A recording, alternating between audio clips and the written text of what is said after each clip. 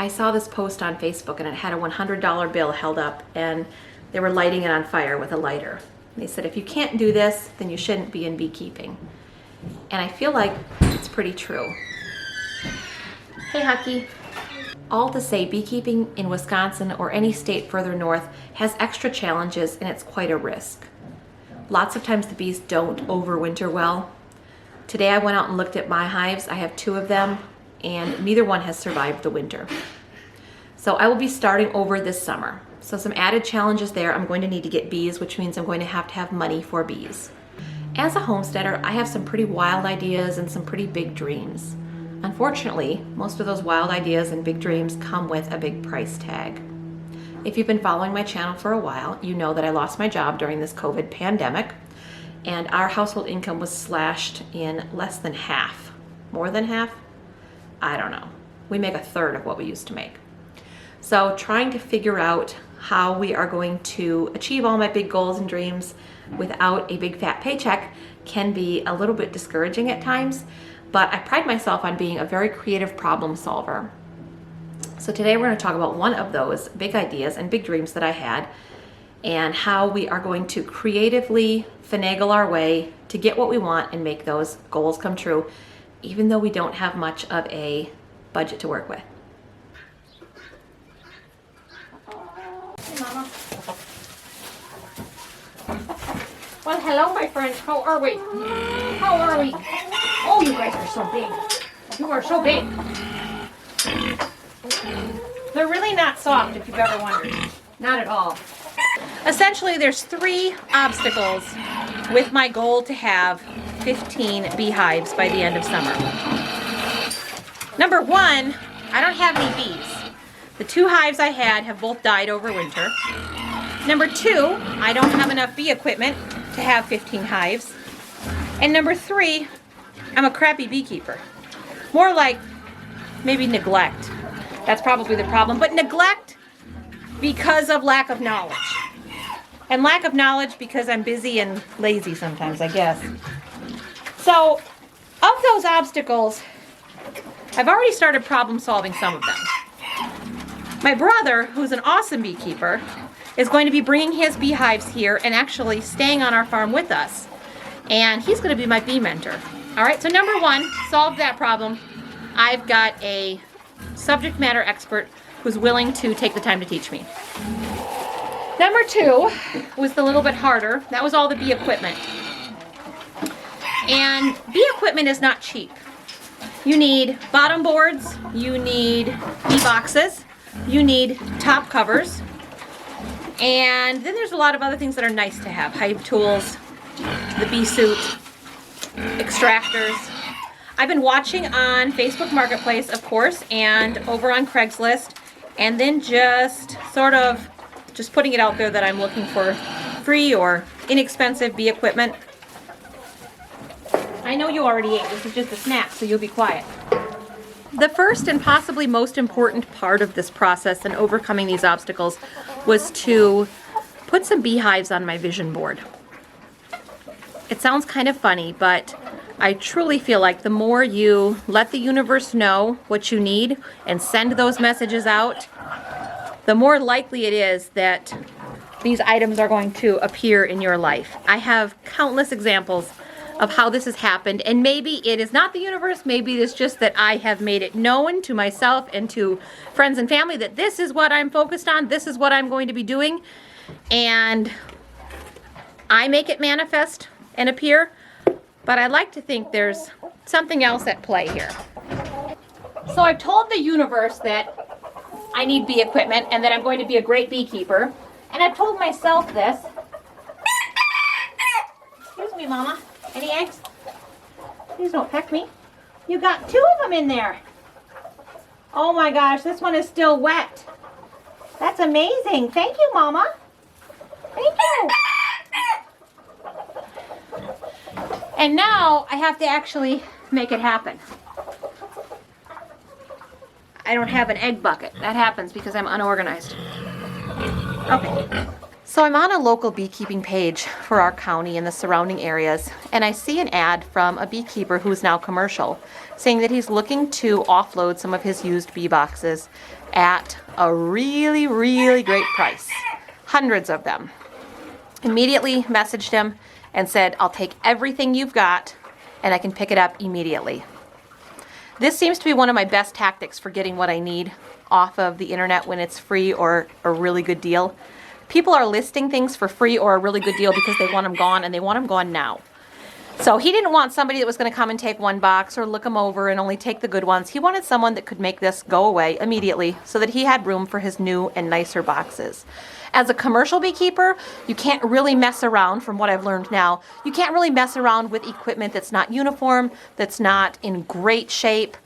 They're running a pretty serious business. They don't have time to make small repairs and things like that.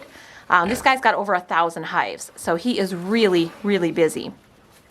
So I went and met up with him, and he is not only getting me a lot of bee supplies, very used bee supplies, but I have the time, and I feel like I owe that back to the universe to put in some time and put in some repairs. I can't expect to have perfectly amazing, brand new stuff when I'm getting it for this kind of a deal. But not only am I getting my supplies, but he's going to be a great, great resource. Now, he's a commercial beekeeper, so I don't want to tie him up and make him become my bee mentor. But I do want to make sure that I glean as much knowledge as I can from him while I'm there, and then I network, and then I give back. I've made 3 trips to him so far to fill my trailer with amazing bee boxes, top covers, bottoms. But I always make sure I say to him how much I appreciate it and what can I do for you in return. You know, I don't have a boatload of money to give you for this, but can I come help you extract honey? Can I come do any other entry-level beekeeping work? Can I sweep your shop? Can I paint your boxes? Can I do anything to show you how much I appreciate this and to give back, because I can't really give financially. And he has been awesome.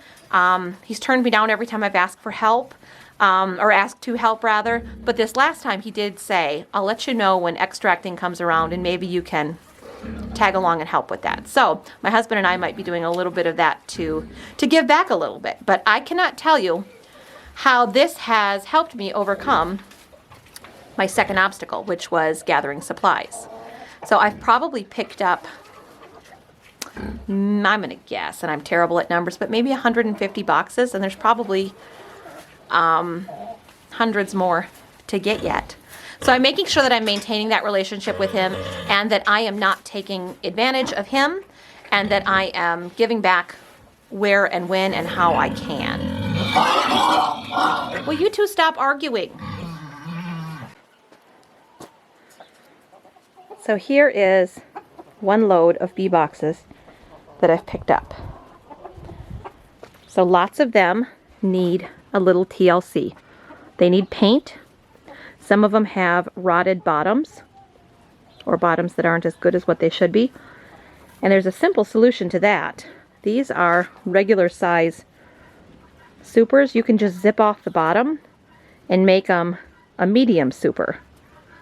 So they will not be as heavy to lift. They'll be a little bit different size. I have to buy some different frames, but still going to work really, really well for me.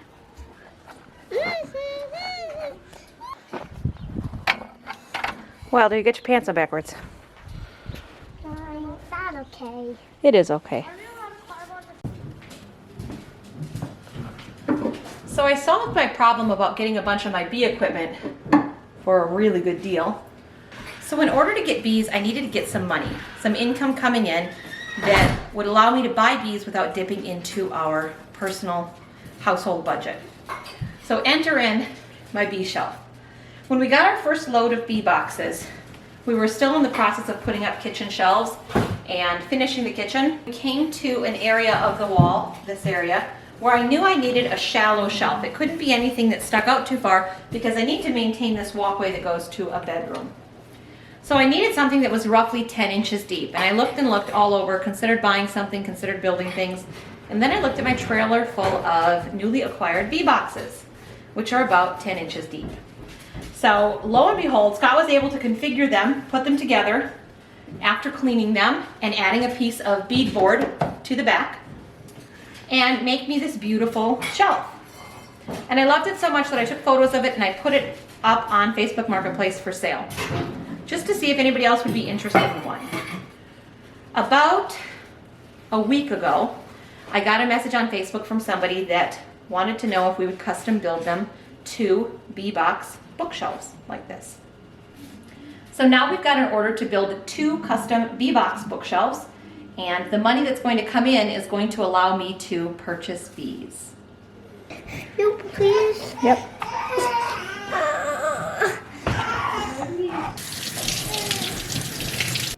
So now I've got Scott out there building me 2 bee box bookshelves to fulfill my order. I'm developing all these little piles of bee boxes all over our farm now. Sort of an attitude of abundance, even though it's a little bit of a problem and we don't have that much room for storage. It's going to be the solution to a problem that I had, which was no bee equipment. I really hope to be very, very good to my honeybees and to be good to, oh my gosh, my fat mama cat is walking in here. She still has not had her babies. I apologize, but you have got to see this girl. Hi, fat mama. How are you today? If you don't know, we work with a cat rescue and foster pregnant mamas. And this girl is ready to pop. I've named her Mama Popcorn. You know how to turn it on for the camera. Listen, I cannot hold you. I cannot hold you. So I'm going to spend the week painting bee boxes and repairing bee boxes while my husband works on building bee box shelves for the orders that I've created for him. And we are hopefully going to have our best beekeeping year ever.